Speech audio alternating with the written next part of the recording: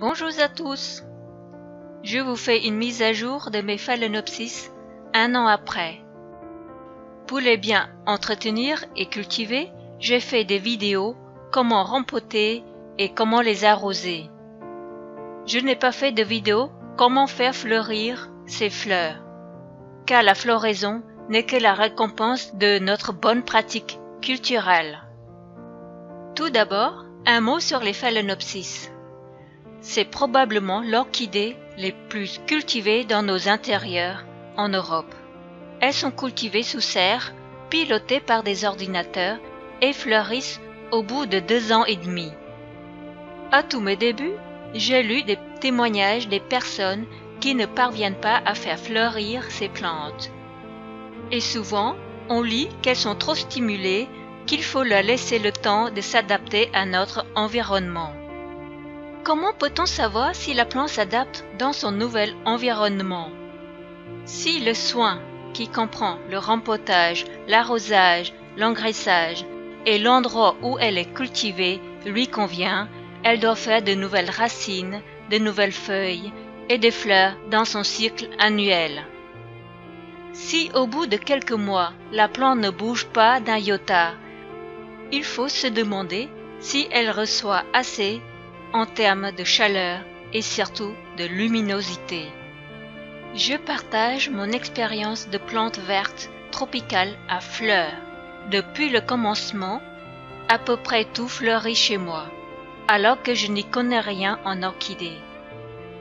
C'était la chance de débutante qui dispose d'un endroit propice aux orchidées tropicales chaudes.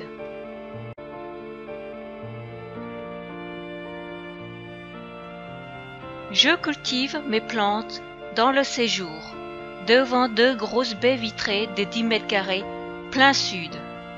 Il fait plutôt chaud, pas moins de 18 degrés en hiver la nuit, et la journée, quand il y a du soleil, la température peut monter à 25 voire 28 degrés selon la distance par rapport aux baies vitrées. C'est une température pour les orchidées qui aiment la chaleur, comme les Paphiopedilum, les phalaenopsis ou les vandas. Plus tard, j'ai appris que 25 degrés est la température idéale pour les plantes tropicales. La cinétique enzymatique est maximale, c'est-à-dire que le métabolisme est optimal. Le soleil qui tape sur les feuilles apporte la chaleur nécessaire pour une activité métabolique intense et les photons nécessaires à la photosynthèse. Au-delà de 1 mètre des baies vitrées, je n'ai aucune plante verte, car la luminosité diminue dangereusement et devient insuffisante pour faire fleurir une plante tropicale. Pourquoi mes phalaenopsis fleurissent et pas les vôtres? Voici une liste de choses à revoir. Rempotez votre plante que vous venez d'acheter dans un substrat drainant et aéré. Arrosez quand les racines sont grises.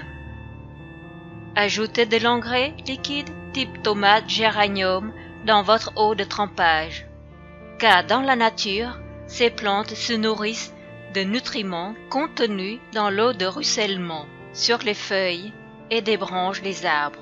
L'eau de ruissellement est loin d'être aseptisée. Je la donne d'engrais en très petite quantité, quelle que soit la saison, sans me prendre la tête à tenir un calendrier, car ces plantes n'ont pas de période de repos. Si cela ne suffit pas, rapprochez votre plant le plus possible de la fenêtre. N'ayez pas peur de la brûlure des feuilles. Si la feuille est chaude au toucher, il suffit de tirer le voilage. La vidéo se termine ici.